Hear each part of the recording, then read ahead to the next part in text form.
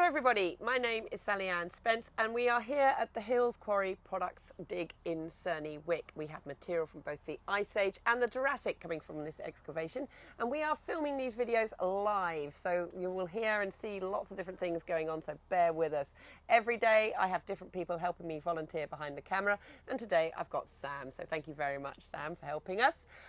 Now with me is Guy Forrest. Guy, how are you? Yeah, I'm good, Sally-Ann. Yourself? Yeah, not too bad. Now you are finishing the end of the first week and then you're leaving us, because this is the thing, it's a 3-week dig and we're now losing a few people. Yes. And gaining a few. Yeah, it is a shame to go. I'd want to stay for longer, ideally, but I have work commitments at home, so I got to go. But it hasn't been without some very memorable moments and some absolutely incredible finds, I must say, including the one we have in front of us here today. Well, let's have a look at this. Sam, do you mind bringing in the camera so we can have a closer look? Absolutely. Right. I'm going to pass this over so you can talk us through it. Of course. So we actually was able to start a day early because we finished all of our prep early, and that was day 0 of the dig, and I was put into a pit which we have now fondly dubbed the Bone Zone. And for good reason. We initially found a huge ulnar, which I'm sure you've seen in Sally-Ann's other videos, and as we were excavating that ulnar, we found a tusk, and that's led on to so many other discoveries as we've been going, including this one, which is a bone that I found. Now initially, if you turn it this way, we initially found it upright like that in the mud. So we only saw this end of it, and we initially thought, oh, it must be a neural spine of a bison of some form, which is the spines that go up along that massive hump they have on their back. Yes. To support all of that muscle. So that's what we thought it was for the last few days, and it's finally come up. And on the final day of my dig here, I've been in the conservation tent, which is where we clean the fossils and prepare them and take care of them. So I've been given my own bone to do, which is a wonderful experience that I've been able to take it from the ground to being presentable. And as I've been cleaning it off, the mud just fell completely off it, and it turns out it's not a neural spine, it is actually part of a scapula, which in my opinion is much more exciting. So this is the lower end of the scapula, and it would continue up in this direction here to become this huge, enormous shoulder bone, which would hold most of the muscles and anchor them for it to run. We believe it to still potentially be a bison. It could also possibly be a horse. We've compared it with some images of bison scapula, and it does seem to track relatively well, but I think this would be quite a young bison if it was. This really is the find of a lifetime for me. I never thought I'd find something like this, and I really am thrilled to have been able to give them the privilege of not only finding it, excavating it, and also cleaning it. This mammoth dig really has changed my life for the better, and it's certainly got me a lot more interested in getting involved locally with my own paleontology locations near me. That is awesome. Oh my goodness, that is absolutely awesome to hear. This is exactly why we do this sort of thing. You know, this Absolutely. is a brainchild of Dr. Neville Hollingworth and Sally Hollingworth, and she is the most amazing organiser. It's incredible. To organise this dig is a huge undertaking. We've got university students here from over 20 universities, loads of other participants. You yourself have come in to do this because you wanted to and you were able to do it.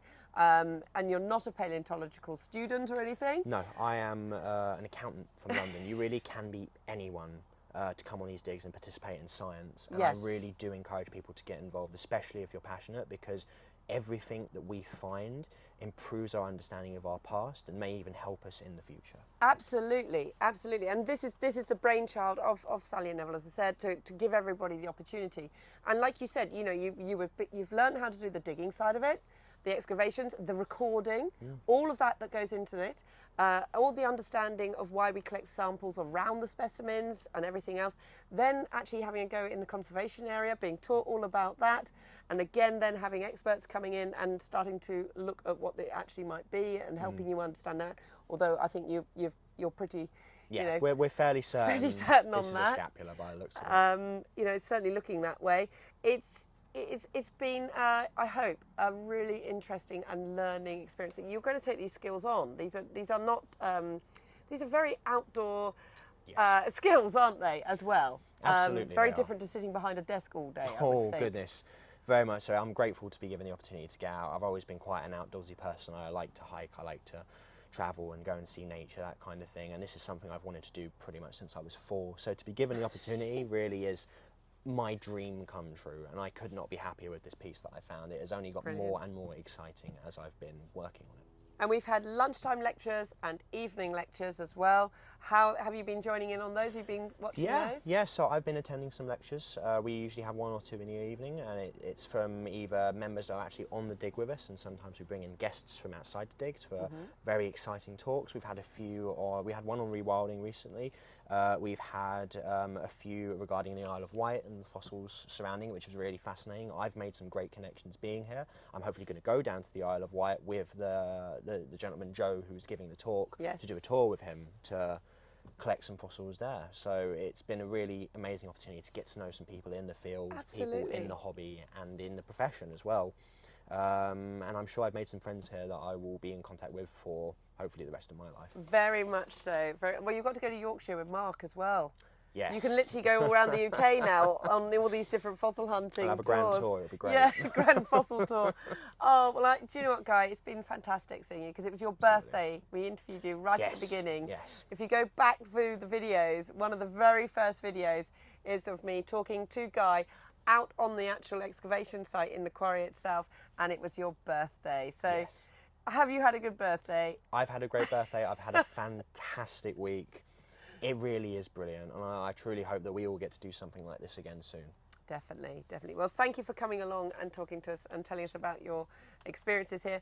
And it is a great shame to say goodbye to you, Guy, because you've been a real good member of the team.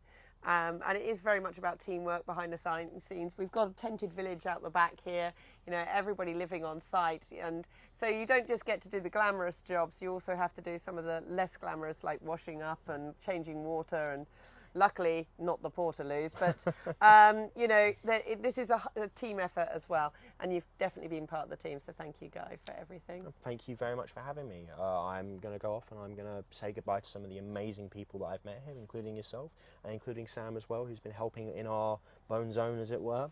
And then I'm going to unfortunately have to head off, but it's been an amazing memory. I was going to say, it's going to be a very different life you're going back to. You get camp fever after a while, yes, you really do. Yeah, I'll be sleeping in a tent in my garden for the next week, I'm sure.